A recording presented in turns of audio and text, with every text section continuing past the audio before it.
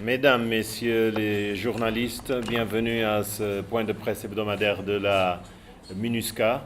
Nous saluons également ceux qui nous suivent sur Radio Maria et sur Guira FM, ainsi que les téléspectateurs de la télévision centrafricaine. Comme d'habitude, nous présentons quelques images des activités de la semaine. Comme vous le savez, le chef de l'État s'est rendu hier à Bangassou pour une visite sur le terrain pour voir la situation. Nous parlerons des messages diffusés lors de cette visite. Nous parlerons également du partenariat entre la police de la MINUSCA et les forces de sécurité intérieure. Sur l'image, vous pouvez voir cette patrouille FSI MINUSCA à Bambari, n'est-ce pas, là où sont déployés des FSI dans le cadre de la sécurisation de la localité. Très souvent, nous vous parlons également de l'état des routes dans le pays qui non seulement constitue un obstacle au mouvement économique des camions, mais également au mouvement des troupes. Là, nous sommes sur l'axe Sibut-Grimari-Bambari, où vous voyez l'état des routes en saison sèche. Ce n'est pas fameux, mais les véhicules peuvent circuler. Et sur l'image suivante, vous pouvez voir cette même route pendant la saison des pluies, avec ce camion complètement embourbé et ce casque bleu qui aide avec l'appui des Centrafricains pour que la situation s'améliore. Nous bougeons sur l'autre slide. Là, c'est l'état d'une route Bangassou-Rafayobo, où il est possible de circuler pendant la saison sèche également. Ce n'est pas fameux. Et sur l'image suivante, vous avez le même axe, la même route pendant également la saison des pluies. Et ce véhicule de la MINUSCA de transport des troupes complètement embourbé, ça fait partie un peu des problèmes logistiques que nous rencontrons sur le terrain. Et c'est pour cela que souvent nous parlons des opérations de la force. Elle est là pour des patrouilles, elle est là pour sécuriser, mais elle est également là pour aider à réhabiliter des routes. Sur cette image, c'est la route Boire-Baoro. Nous parlerons également des violations et abus des droits de l'homme. Comme vous le savez, hier, nous avons publié ce rapport dont la copie sera transmise à la fin de cette conférence de presse. Mais là, nous parlons des violations et abus des droits de l'homme au cours de la semaine, avec des groupes armés toujours actifs négativement, n'est-ce pas, avec des tueries, des meurtres, des rapts, etc. Il y a également des agents de l'État dans ces statistiques. Et nous terminons par les images de la semaine. Ce sont des consultations par les éléments de la force. Sur ces trois images, ce sont des femmes du contingent zambien. Au milieu, un militaire du contingent marocain. Et l'image de droite, le contingent bangladais, des consultations à l'intérieur du pays pour les populations. La MINUSCA a été informée des violences qui auraient touché Pombolo dans la préfecture de la Basse-Kotto. C'est dans le sud de la RCA. La MINUSCA condamne ces violences dans cette localité où elle ne dispose d'aucun casque bleu. Les premières indications laissent supposer que ces violences d'une grande ampleur auraient coûté la vie à de nombreux innocents civils. La MINUSCA fera tout ce qui est en ses capacités pour mettre fin à ces violences et à faciliter l'accès aux blessés. À cet effet, la MINUSCA va envoyer rapidement un hélicoptère ainsi que des troupes au sol. D'autres informations sur ces événements et sur les pas pris par la MINUSCA seront mises à la disposition du public en temps opportun. Je le disais, le représentant spécial du secrétaire général en République centrafricaine, Parfait Onanga Nyanga, s'est rendu hier à Bangassou. Il a accompagné le président lors de sa visite. Une visite au cours de laquelle le président a rencontré les autorités locales et les communautés de base, où il a parlé de cohésion sociale et de réconciliation. Il a appelé les populations au pardon pour toutes les souffrances. Le chef de l'État a souligné que tous ceux qui ont commis des crimes répondront de leurs actes devant la justice qui, bien qu'elle soit lente, sera implacable.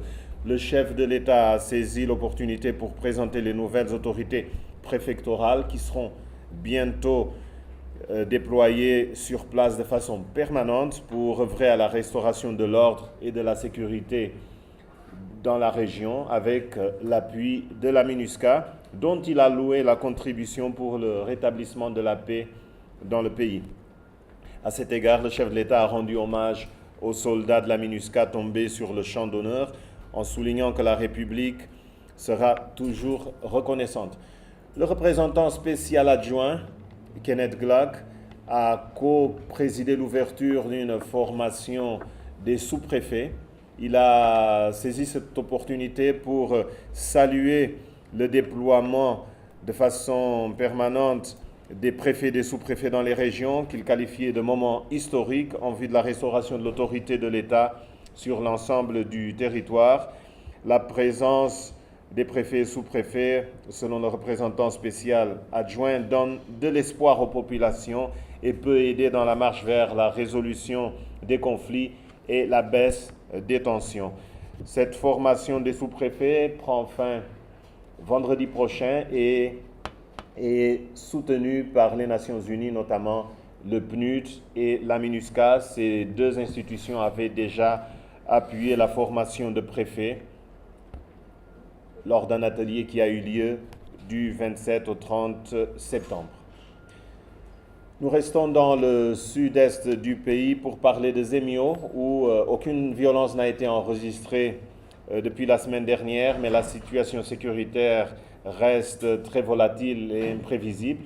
Et c'est dans ce contexte que les deux communautés, musulmanes et chrétiennes, se sont rencontrées lundi.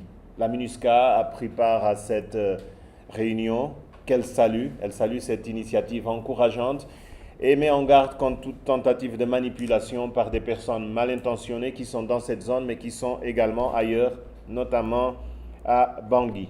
Nous parlons de l'opération pilote DDR lancée par le gouvernement. L'étape de Pawa a pris fin le 8 octobre, avec le désarmement de 8 combattants de Révolution et Justice, El Belanga. L'opération s'est poursuivie entre-temps à Bangui le vendredi 13 avec une session de rattrapage qui a permis de désarmer et de démobiliser 21 ex-combattants du groupe Révolution Justice, El Belanga, et des combattants anti-Balaka de l'El Mokom, dont la base stratégique était Bouar. Ces deux opérations ont permis de démobiliser et de désarmer 29 combattants et de récupérer 15 armes, 21 grenades et 1647 munitions. Au total, depuis le lancement de cette opération pilote le 30 août dernier, 188 combattants, dont 10 femmes, ont adhéré à l'opération pilote. Cette opération va se poursuivre bientôt à Bambari et Kagabandoro. Les autorités feront l'annonce bientôt. La MINUSCA appuie évidemment cette initiative extrêmement importante. La MINUSCA qui vient de lancer à Berberati le programme de réduction de violences communautaires. La mission l'avait déjà fait à Pawa et à Bangui. L'objectif du projet de réduction de violences communautaires est de prendre en charge les membres des différents groupes armés qui ne sont pas éligibles par le programme DDR. Il vise également à promouvoir la cohésion sociale et renforcer les mécanismes de dialogue entre les communautés dans les zones affectées. Nous revenons sur les droits de l'homme. Au cours de la période entre le 12 et le 18 octobre, la MINUSCA a documenté 72 incidents d'abus et de violation des droits de l'homme qui ont affecté au moins 130 victimes, 64 hommes, 11 femmes et un nombre extrêmement important de jeunes filles, de garçons, de mineurs et des adultes dont le genre n'a pas été connu. Il s'agit d'une légère baisse par rapport à la semaine dernière où il y avait eu 116 incidents, vous vous souvenez, 163 victimes. Les auteurs présumés sont d'une part les groupes armés, les anti-Balaka en tête, avec 17 de ces violations et violences, le FPRC, le MPC-FPRC, le MPCRJ, les 3R de Sidiki, les Fulani armés et tous les autres groupes MPCRJ, UPC. Mais il y a également des agents de l'État.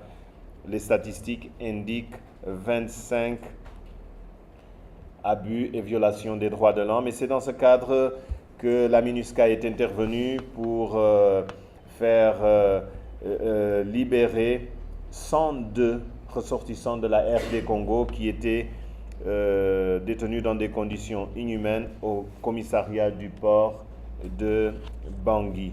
Un petit rappel, n'est-ce pas? On en a parlé, la publication hier du rapport des Nations Unies sur les violations et abus du droit international des droits de l'homme et les violations du droit international humanitaire par la coalition FPRC et par l'UPC dans la Haute-Koto et la Waka entre le 21 novembre 2016 et le 21 février 2017.